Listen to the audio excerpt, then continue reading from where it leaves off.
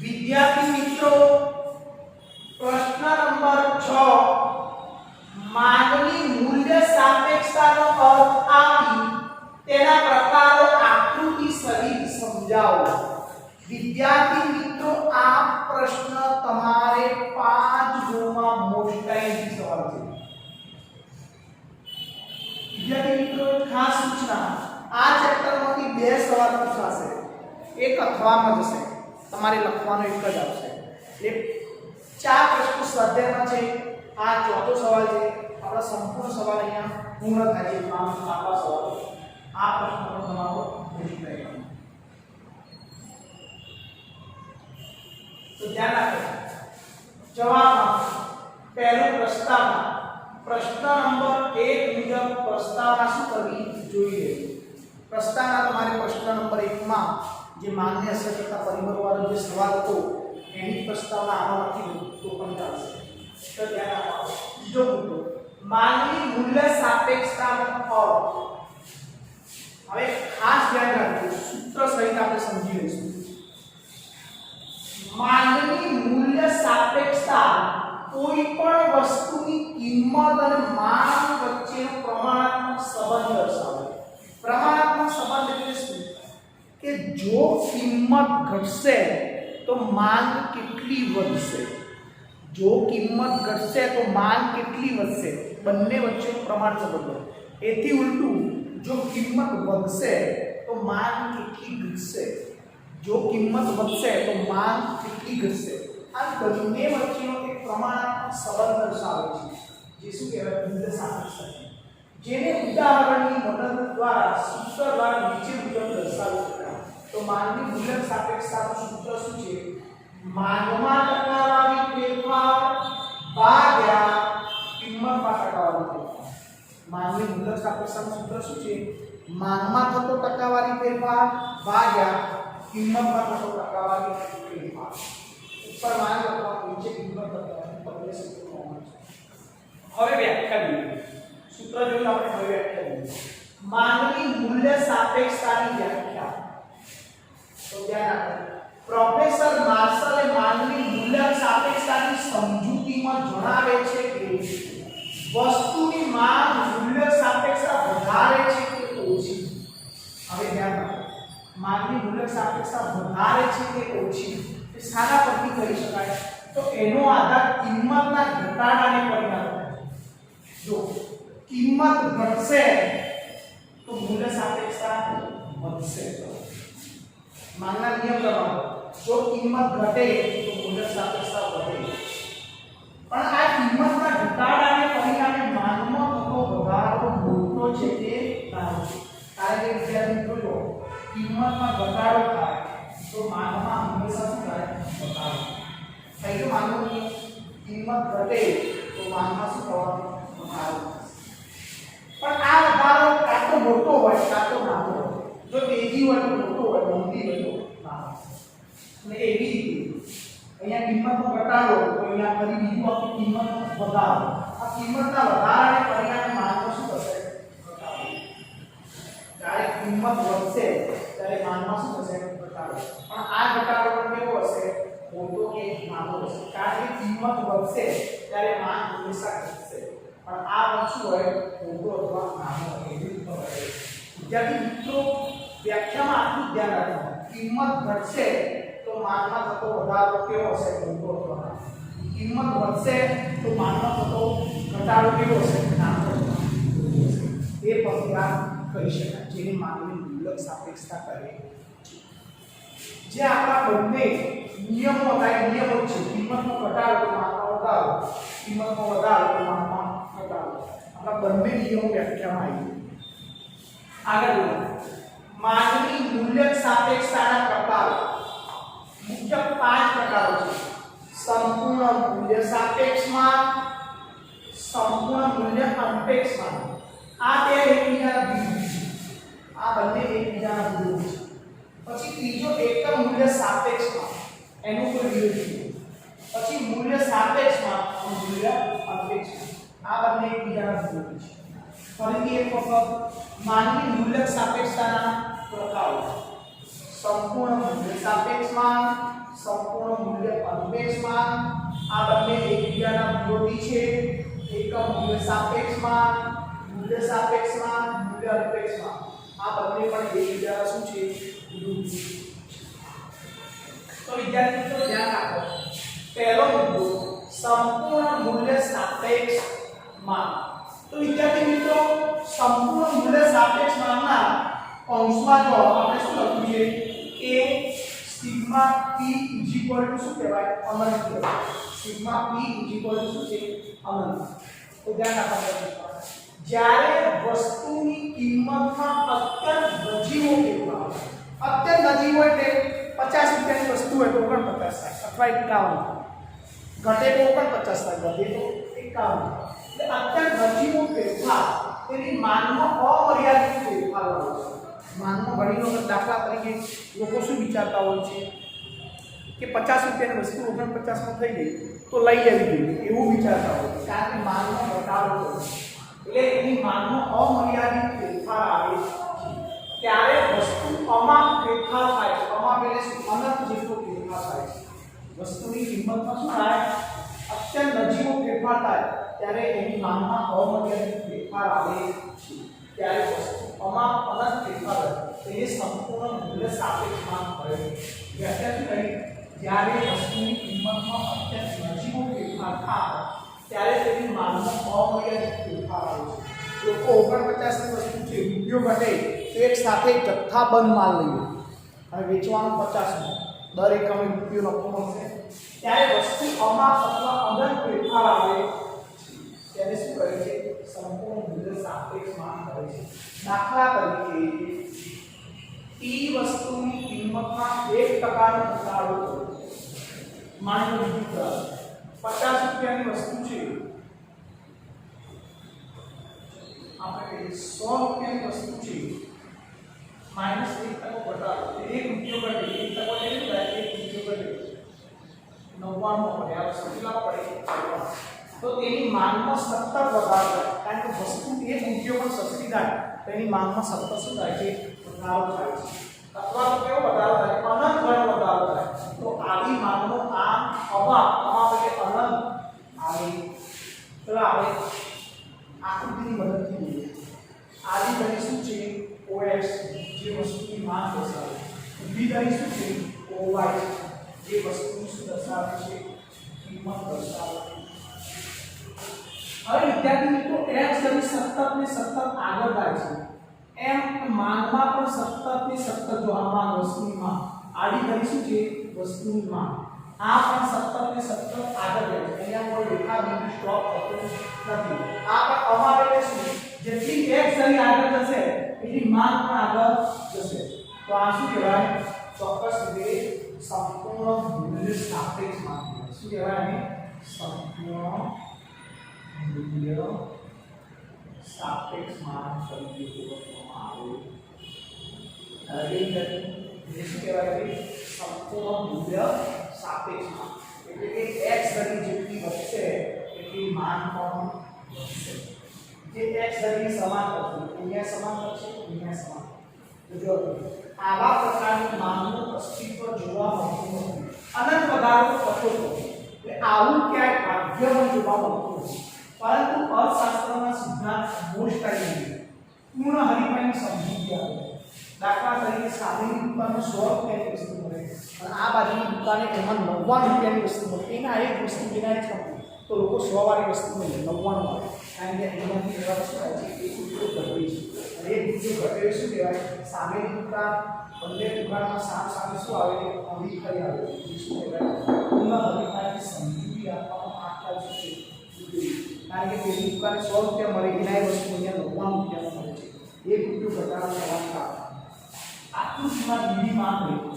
તો આ કઈ માંગ રેખા કહેવાય? આ માંગ રેખા એક x તરીકે સમાન થયો. અહીંયા એકનું માપ છે, અહીંયા પણ એકનું માપ છે. આકૃતિમાં બીજી માંગ રેખા આડી ધરી OX સમાન. OX શું છે? સમાન. તે દર્શાવે છે પ્રવર્તમાન બજાર કિંમતે વસ્તુની માંગ શું છે? જેટલી x ધરી આગળ છે એટલે બીજી માંગ રેખા સતત શું કરે છે? આગળ વધતી રહે છે. ये શું કહેવાય? અનંત માપ દર્શાવે છે.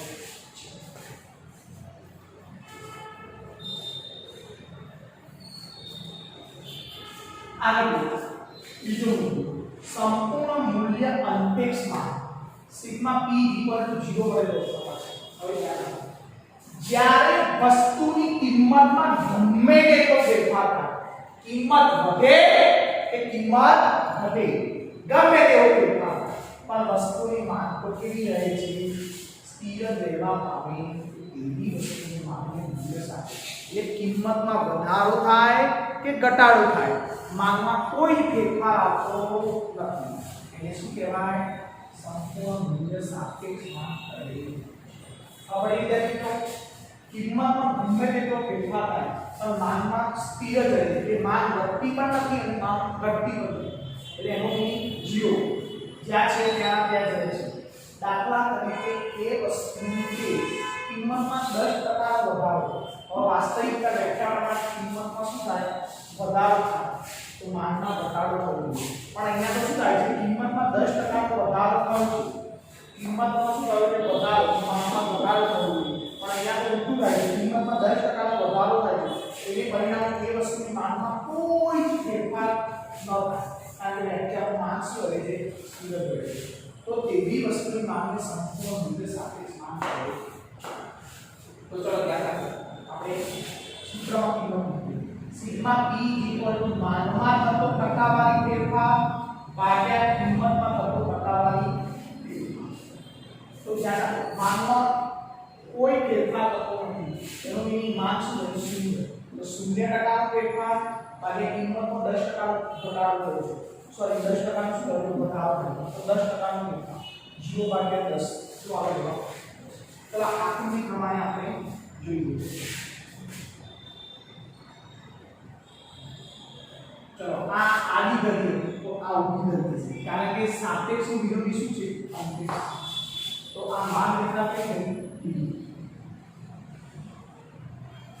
હવે y ધરી ગમે તેટલી ઊંચી જાય પણ આ માંગમાં કોઈ ફેરફાર થશે માંગ આપણે આખો ઊંચી છે. તો આ કઈ રેખા કહેવાય? સંપૂર્ણ મૂલ્ય અંતેક્ષમાં. શું કહેવાય? સંપૂર્ણ મૂલ્ય અંતેક્ષમાં.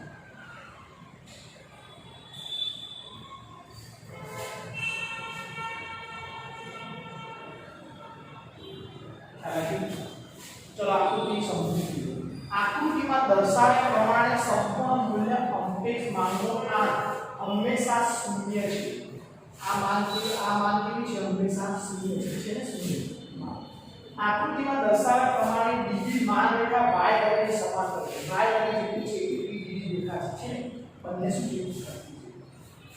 જે દર્શાવે છે કે વસ્તુની કિંમતમાં ગમે તેટલા પ્રમાણમાં ફેરફાર થાય તો માંગમાં ફેરફાર થતો નથી. એને સ્ટોપ છે, ફેરફાર થતો નથી. કેમ?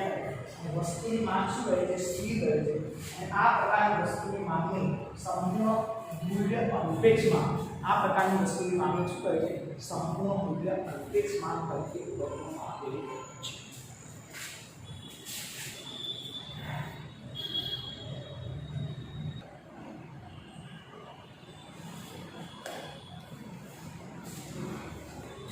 આગળ વિદ્યાર્થી મિત્રો, મુદ્દા નંબર 3 એકમ મૂલ્ય સાપેક્ષ માંગ, જેનો જવાબ શું આવશે? સિગ્મા p 1 આવશે.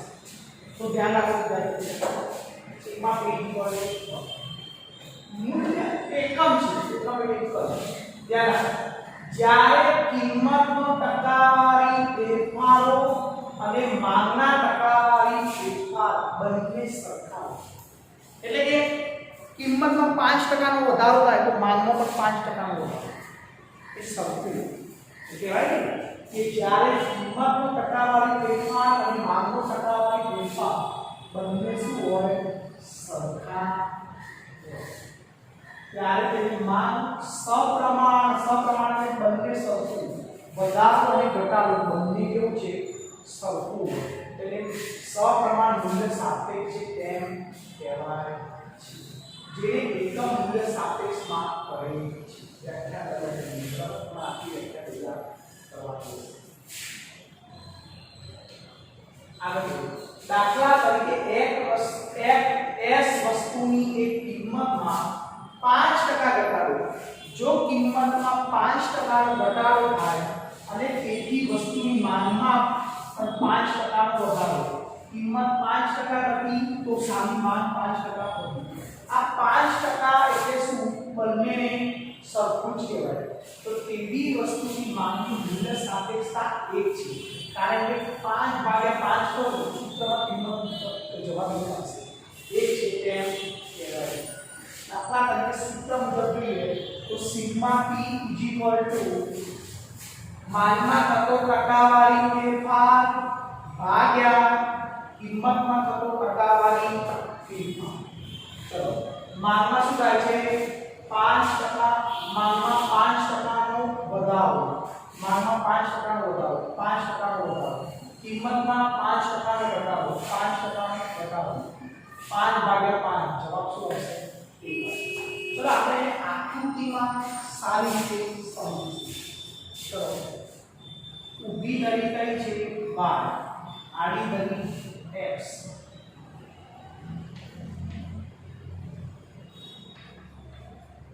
હવે વિદ્યાર્થી મિત્રો જો કે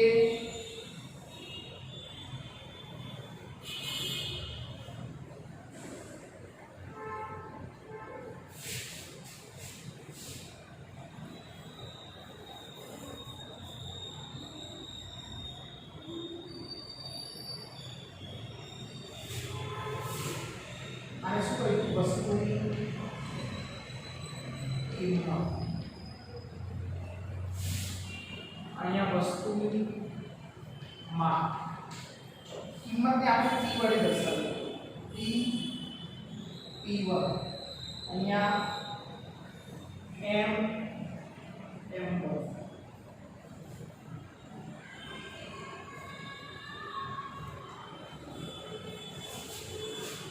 આ કિંમતમાં શું થાય છે? ઘટાડો. ઘટાડો થાય તો એરો એ બાજુ આવે, નીચો આવે. નીચો થાય તો ઘટાડો. પણ વધારો શું થાય છે? માંગમાં 5% નો વધારો. તો વધારો એટલે એરો આગળ જાય છે. ઘટે તો એરો નીચો આવે, વધે તો એરો આગળ જાય. હવે ધ્યાન રાખો, તમને ચોપડી કરતે સારી રીતે સમજો. આ ભાગ જુઓ અને આ ભાગ જુઓ. બંનેમાં સરખું થાય છે. બરાબર? આ જેટલો ઘટાડો થાય છે એટલો વધારો થાય છે. એટલે એવું કહેવાય p1 જેટલો ઘટાડો થાય છે એટલો m1 જેટલો વધારો થાય. ફરી એક વખત p1 જેટલો ઘટાડો થાય છે ત્યારે m1 જેટલો વધારો થાય છે. અને આ બંને જે જોડતી માંગ રેખા બની છે, કઈ માંગ રેખા કહેવાય? નીતિ માંગ રેખા. જેની કઈ માંગ રેખા કહેવાય? એકમ મૂલ્ય સાપેક્ષ માંગ.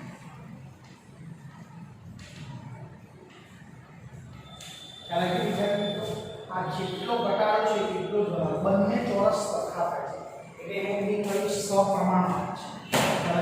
આગળ જો આકૃતિમાં દર્શાવ્યા પ્રમાણે વસ્તુની કિંમતમાં p1 જેટલો ઘટાડો, p1 જેટલો ઘટાડો થાય છે, જેથી વસ્તુની માંગમાં m1 જેટલો વધારો થાય છે. m1 જેટલો વધારો આગળ જાય છે. જ્યાં p1 કિંમતનો ફેરફાર અને m1 માંગનો ફેરફાર બંને એક સરખા. આ ચોરસ જેવું છે એટલું જ આ ચોરસ છે. બંને એક સરખા છે પરંતુ વિરુદ્ધ દિશા છે. આ ઘટે છે તો આ વધે છે, વિરુદ્ધ દિશા. તો આવી વસ્તુની માંગ એકમ મૂલ્ય સાપેક્ષ માંગ છે તેમ કહેવાય. આને શું કહેવાય? એકમ મૂલ્ય સાપેક્ષ માંગ છે તેમ કહી શકાય. આગળ મૂલ્ય સાપેક્ષ માંગ ચોથો મુદ્દો છે. સિગ્મા p ગ્રેટર ધેન 1 જવાબ આવશે. વસ્તુની કિંમતના ટકાવારી ફેરફાર કરતા વસ્તુની માંગમાં થતો ટકાવારી ફેરફાર વધુ હોય. કિંમતમાં જે ફેરફાર થાય છે એના કરતા માંગનો ફેરફાર વધુ છે. ખબર પડી? કિંમતના ફેરફાર કરતા માંગનો ટકાવારી ફેરફાર વધુ હોય. તેને શું કહે છે? વસ્તુની મૂલ્ય સાપેક્ષ માંગ કહે છે.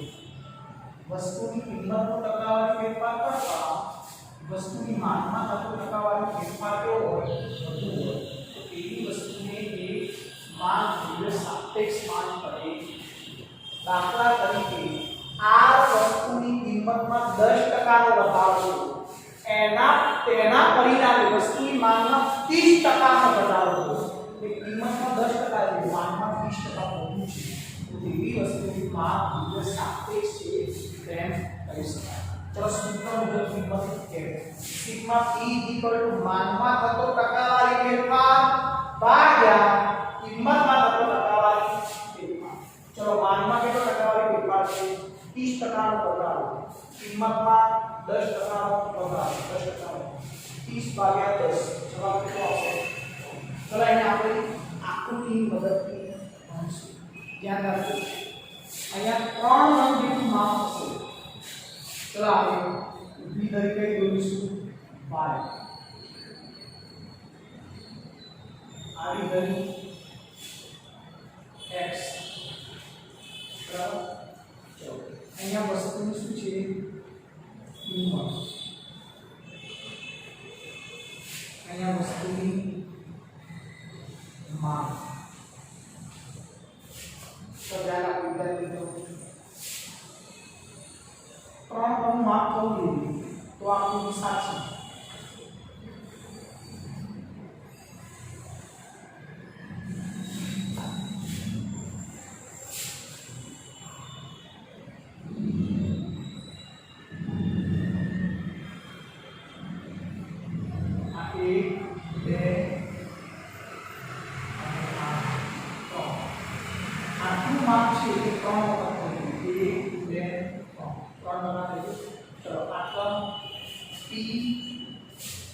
P1 જે કિંમતનો વધારો દર્શાવે છે. બરાબર. અને અહીંયા M1 જે માંગનો શું દર્શાવે છે ઘટાડો દર્શાવે છે. ખ્યાલ આવ્યો? આની ધ્રુવી રેખા જે દોરવામાં આવશે એ શું બનશે? અને જે ધ્રુવી રેખા દોરવામાં આવે આ માંગ રેખા શું બનશે? આ માંગ રેખા શું બને? मूल्य सापेक्ष માંગ. કઈ માંગ કહી શકાય? મૂલ્ય સાપેક્ષ માંગ કહી શકાય. તો વિદ્યાર્થી મિત્રો ધ્યાન રાખજો, આકૃતિમાં P1 P જેટલો વસ્તુની કિંમતનો વધારો, તો વસ્તુની કિંમતનો વધારો આટલો છે. બરાબર. એક દવાથી વસ્તુમાં M1 આ માંગ રેખા બીજી બની છે. વસ્તુ M1 જેટલો શું છે માંગમાં ઘટાડો, એ આટલો ઘટાડો નથી. માંગમાં કેટલો ઘટાડો થાય છે? આ 3 ગણો ઘટાડો છે. કિંમત 10% વધે તો માંગ 30% ઘટાડો થશે. એટલે M1 જેટલું સંકોચન એટલે શું ઘટાડો થાય છે. અહીં વસ્તુની કિંમતમાં થયેલા વધારા કરતા માંગમાં થતું સંકોચન વધ્યું.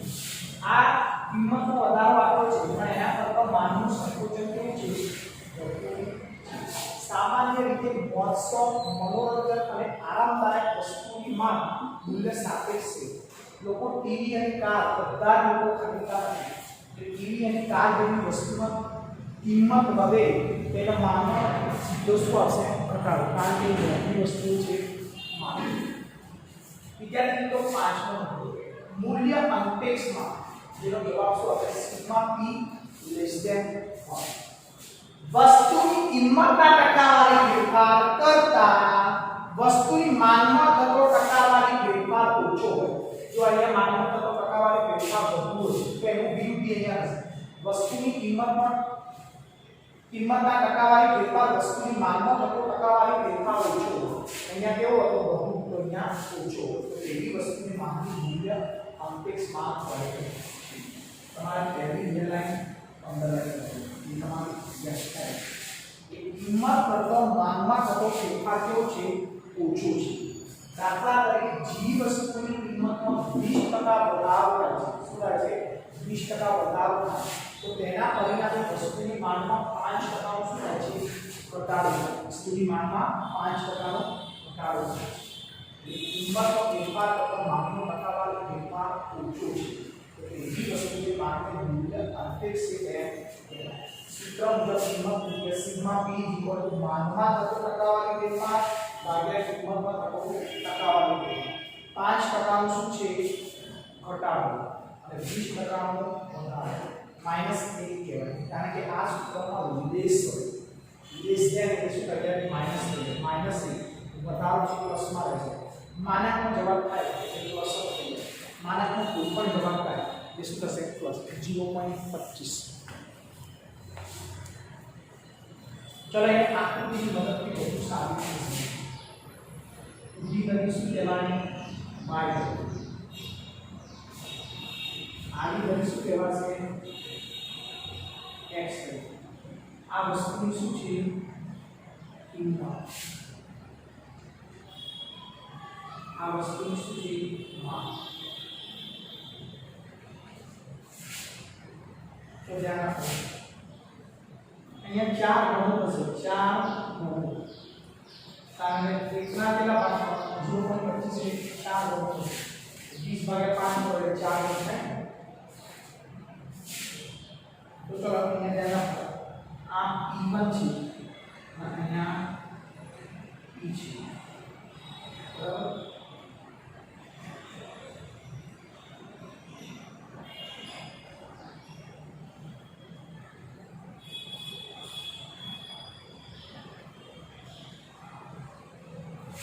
આટલા કેટલા ભાગ થાય ચાર ભાગ 1 2 3 4 થઈ ગયા ચાર ભાગ આ 5% છે આ કેટલું છે 20% છે એ માફ કરી દો ચલો કિંમતમાં શું થયું છે વધારો વધારો થાય એટલે જવાનું અપ જવાબ વધારો છે આટલો વધારો થાય છે ખ્યાલ આવ્યો 20% જેટલું શું થાય છે વધારો થાય છે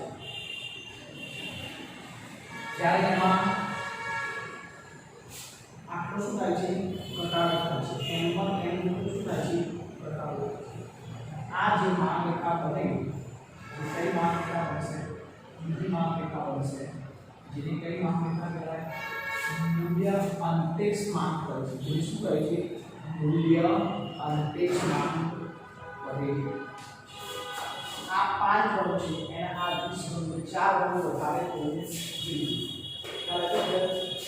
આકૃતિ પ્રમાણે આપણે સમજવું જોઈએ આકૃતિમાં p1 જેટલો વસ્તુની કિંમતનો વધારો કિંમત વધે તો ઉપર જાય p1 p જેટલો શું થાય છે વધારો થવા વસ્તુની માંગમાં m1 જેટલો વધારો થાય m1 જેટલો શું થાય છે વધારો થાય છે અહીં વસ્તુની કિંમતમાં થઈ વધારા કરતા માંગમાં થતો ઘટાડો શું છે ઓછો છે કિંમતમાં જે વધારો થાય છે એના કરતા માંગમાં ઘટાડો ઓછો છે માંગમાં 5% છે કિંમતમાં 20% છે જે માંગમાં 5% કિંમતમાં 20% એટલે સામાન્ય રીતે જીવન જરૂરી આવશ્યક વસ્તુઓની માંગ શું બને છે આવશ્યક એટલે જીવન જરૂરી વસ્તુઓ લોકોની માંગ બને છે બીજી બધી વસ્તુ લોકોની માંગ બનતી નથી જીવન જરૂરી વસ્તુ જેમ કે દરરોજ લેવામાં આવતી અનાજ ઘરની બદલે જે આપણા જીવનમાં દરરોજ આ 3 વસ્તુનો આપણે ઉપયોગ કરીએ છીએ જે આપણા જીવન જીવવા માટે આવશ્યક જરૂરી વસ્તુઓ છે જેની માંગ શક્ય બનતી હોય છે વિદ્યાર્થી મિત્રો આખો પ્રશ્ન તમારે 5 મિનિટમાં તૈયાર કરવાનો રહેશે અથવા કોઈ પણ વિડીયોમાં અંદર પૂછાઈ શકે